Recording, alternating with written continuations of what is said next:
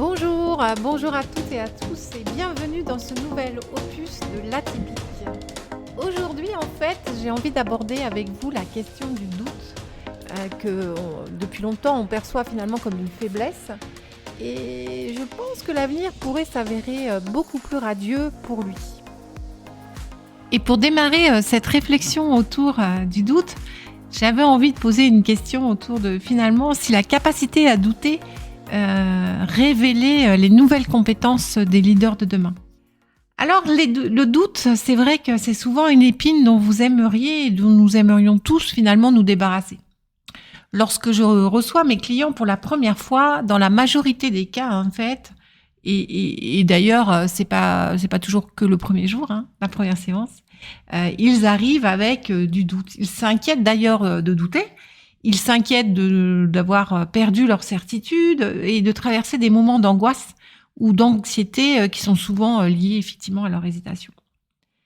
Et c'est comme si en fait le doute était devenu complètement inconfortable à vivre. Pourquoi en fait ? C'est vraiment une question que je me pose parce que c'est comme si en fait on est dans une société ou une époque où tout nous pousse à vouloir éradiquer ce fameux doute. Comme si douter était le symbole d'une maladie, d'une anormalité. Et on se retrouve finalement tous et toutes, ou toutes et tous, dans une injonction en fait collective à être sûrs. Sûrs de nous, sûrs de ce que nous pensons, sûrs de ce que pense l'autre, ou du moins dans une injonction finalement à afficher une forme d'assurance qui serait synonyme de force, de pouvoir, de sécurité. Pourtant, j'ai envie de vous amener à regarder de l'autre côté du miroir et finalement de regarder s'il n'y a pas une autre façon de voir les choses.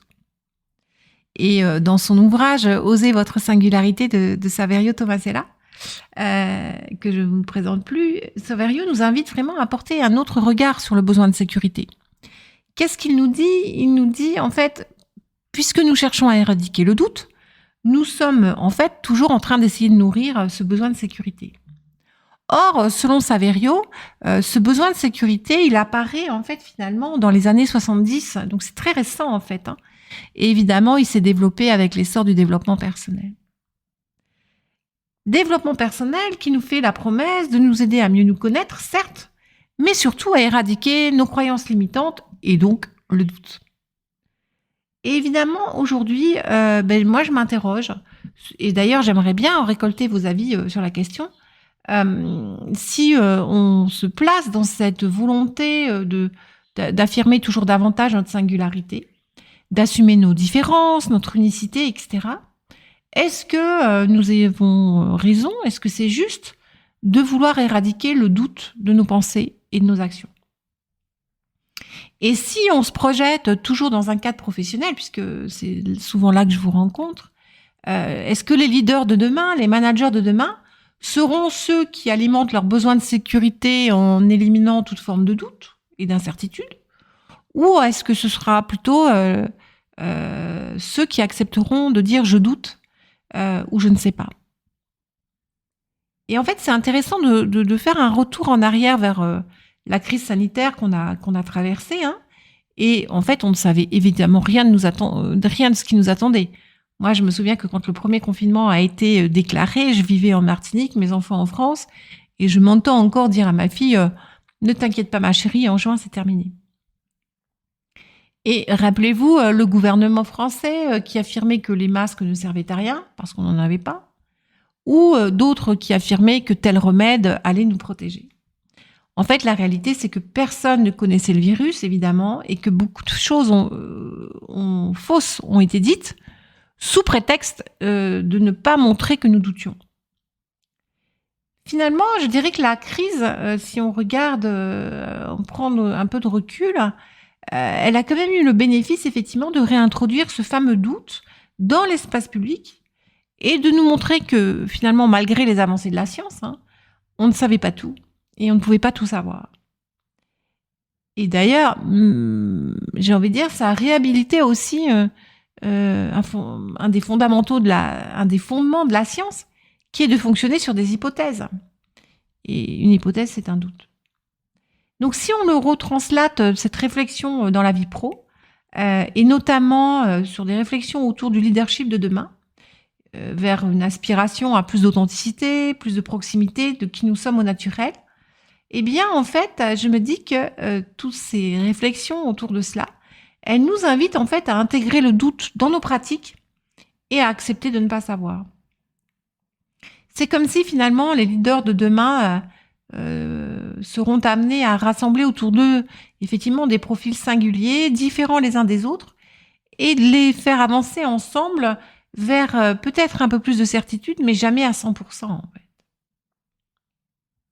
Alors je voudrais revenir sur ce côté, la société qui nous a enjoint à la certitude et cette injonction qu'on vit tous, à se dire si je doute ou si je ne sais pas, c'est pas normal en fait.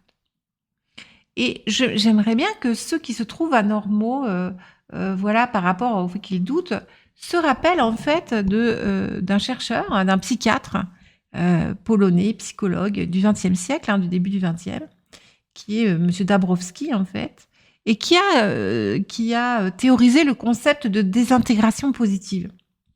En fait, qu'est-ce que c'est que ce concept ? En fait, il a mis en lumière que dans nos sociétés contemporaines, vivre avec le doute, et donc les anxiétés, la remise en question qui est associée, c'est plutôt le signe d'une bonne santé mentale. Alors ça paraît complètement dingue et contre-intuitif, parce que de nos jours, en fait, notre société nous pousse à croire que la bonne santé mentale, c'est d'être sûr de soi et d'avoir des certitudes. On est complètement à l'opposé de la théorie de Dabrowski. Et je voudrais aussi dénoncer finalement les réseaux sociaux qui en fait nous montrent tous les jours des influenceurs qui commentent l'actualité et surtout qui énoncent des choses qu'ils vivent comme des vérités absolues. Et finalement, ce ne sont que des avis ou des opinions, rien d'autre, quoi.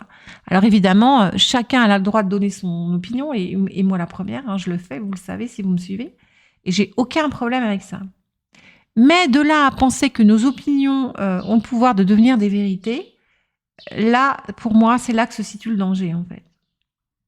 Et donc, toujours dans ce questionnement autour du doute et de l'acceptation de nos doutes, de cette singularité qui nous fait avoir de l'anxiété et douter, je crois qu'il faut avoir beaucoup d'énergie pour lutter contre ce mouvement de fond, en fait, qui veut que pour exister dans notre société actuelle, il faut montrer de l'assurance et montrer des certitudes.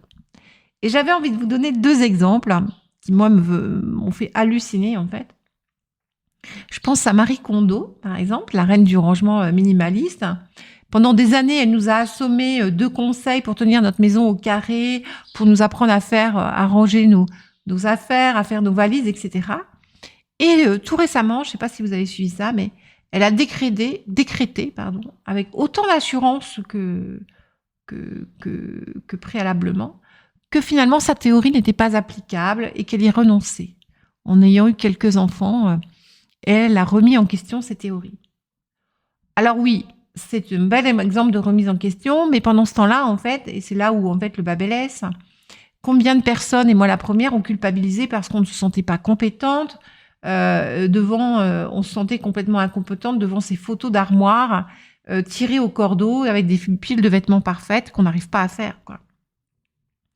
Alors évidemment, c'est pas Marie Kondo sur lequel je m'insurge, mais c'est plutôt contre effectivement cette certitude et l'assurance affichée par tous ces gourous qui, comme ils prennent le devant de la scène et qui ont décidé de nous guider pour notre bien, en fait, nous conduisent en fait sur une mauvaise route et qui érigent leur vision de la vie ou de leur réalité du moment comme une vérité absolue et éternelle. Alors, peut-être parmi vous qui suivent Ulysse Lubin sur LinkedIn, donc qui est quelqu'un qui explore le monde, la vie, et qui a récemment publié en fait un post mea culpa dans lequel il raconte qu'il vient de changer d'avis sur 3 aspects de sa vie. Avant, il ne voulait pas avoir d'enfants et maintenant il en veut. Ok. Avant, il trouvait que c'était bien et que c'était la seule solution, c'était digital nomade. Maintenant, il se rend compte qu'en fait, il s'est trompé. Il ne faisait que fuir. Et donc, il vient d'acheter une maison. Et puis, avant, il voulait être solopreneur et maintenant, il a besoin d'avoir une équipe autour de lui. Et la conclusion de tout ça, de tous ces grands enseignements dont il a eu la vision, je crois, lors d'une expédition sur l'Antarctique, c'est que rien n'est sûr. Ah. Alors encore une fois, je ne veux pas tirer non plus sur Ulysse Lubin, c'est pas le sujet. Je cherche juste simplement à illustrer que nous devons nous méfier des discours et des grandes vérités assénées par ceux qui prennent la parole avec trop de certitude. Et vraiment, je voudrais qu'on arrête tous de culpabiliser, de nous sentir anormaux, quand nous n'arrivons pas à faire des choix que d'autres arrivent à faire, que nous n'arrivons pas à réaliser des projets que d'autres réalisent, en fait. Moi, je sais que cette notion de doute m'a beaucoup, beaucoup pesé pendant des années. Je me sentais pas normale, je me voyais comme une anxieuse permanente, une dépressive, enfin, etc. Et finalement, aujourd'hui, en fait, en acceptant de redonner au doute de la valeur, en changeant de regard sur ces fameuses incertitudes, je vois le doute comme une richesse. Et il n'y a pas longtemps, j'entendais Cyril Dion, donc réalisateur et puis très, très engagé, auteur très engagé dans la protection de l'environnement, qui disait que lui aussi, il passait beaucoup de temps à douter, et qu'il avait fini par lâcher le combat, et que ma foi, il prenait de temps en temps un Xanax pour l'aider à avancer. Alors, je suis pas en train de vous dire de faire de l'automédication, mais je dis que voilà, on est tous et toutes à apprendre à dompter le doute. Alors, quelles seraient ces clés, en fait, pour vous aider à changer de regard sur le doute et pour surtout avancer de votre côté sur la question du doute?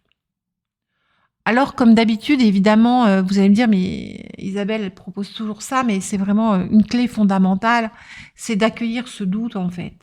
De lui ouvrir, j'ai envie de dire, la porte comme en fait une grande marque de votre lucidité.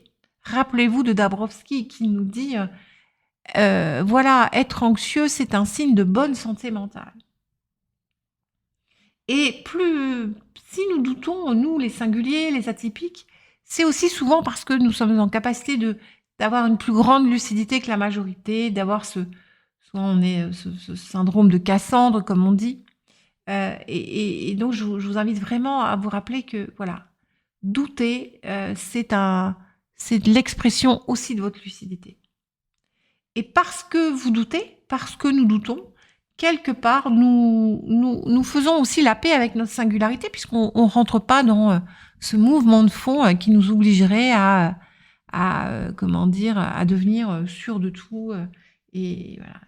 Et plus, en fait, j'assume de douter, plus finalement, j'assume et j'embrasse ma singularité, j'ose l'afficher et la partager. Et j'ai envie de dire, quand on est en activité professionnelle, comme vous tous et toutes, rappelez-vous que finalement, vous faites partie de ces pionniers du leadership qui remettent aussi en cause les modes de management qui datent du taylorisme, et qui sont assez éculés, ou aussi les nouvelles modes qui poussent à faire table rase du passé, comme l'entreprise libérée. Parce que nous doutons, nous accueillons d'autres façons de faire et de penser, et nous insufflons davantage de tolérance dans notre monde. Et j'ajouterai enfin que douter, finalement, c'est le révélateur de notre intuition, qu'on ne sait pas toujours entendre ni écouter d'ailleurs, et dont on ne sait pas toujours quoi faire. Ce sont souvent nos doutes qui nous permettent de voir, de suivre de nouvelles pistes, de nouvelles voies, de nouvelles idées, de nouveaux projets. C'est pas pour autant, effectivement, que le doute devrait nous paralyser, nous figer. J'aime à dire, je doute et je garde mon cap. C'est pas parce que je doute que je ne peux pas créer, que je ne peux pas faire, que je ne peux pas agir, même si je ne suis pas sûre du résultat. Je doute et j'avance.